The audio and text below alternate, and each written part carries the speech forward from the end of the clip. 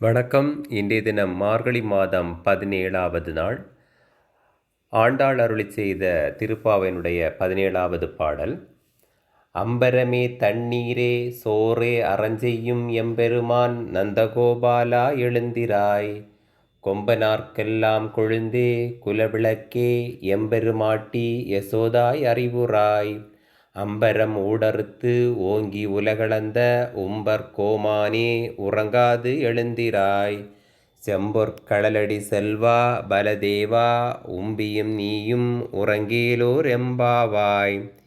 இப்பாடலுடைய விளக்கம்: வேண்டுவோர் மகிழும் வண்ணம் உணவையும் ஆடைகளையும் தண்ணீரையும் கொடுக்கின்ற தலைவனே, நந்தகோபனே, நீ எழுந்தருள்வாய். பெண்குலத் திலகமே, குலவிளக்கே, எங்கள் பிராட்டியே, யசோதையே, எழுந்தருள்வாய். வானவெளியையும் கடந்து உலகங்களை அளந்த தேவாதி தேவனே, பள்ளி எழுவாய். பொற்கடல்களை அணிந்த செல்வனே, பலதேவனே, உன் தம்பியாகிய கண்ணனும் நீயும் உறங்காமல் எழுந்தருள்வாயாக என்று ஆண்டாள் நாச்சியார் பாடுகிறார். அடுத்ததாக இன்றைய தினத்திற்கான திருவெம்பாவை பாடல்.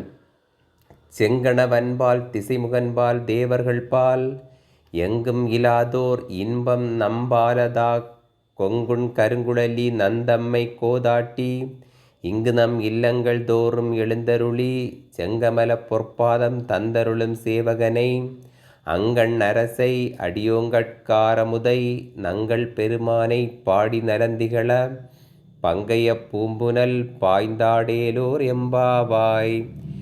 இப்பாடலுடைய விளக்கம்: மணமிக்க கரிய கூந்தலையுடையவளே, திருமாலிடமோ பிரம்மாவிடமோ தேவர்களிடமோ மற்றெவ்விடத்தோ இல்லாத இன்பம் நமக்கு கிடைக்கும்படி செய்தவன் சிவபெருமான்.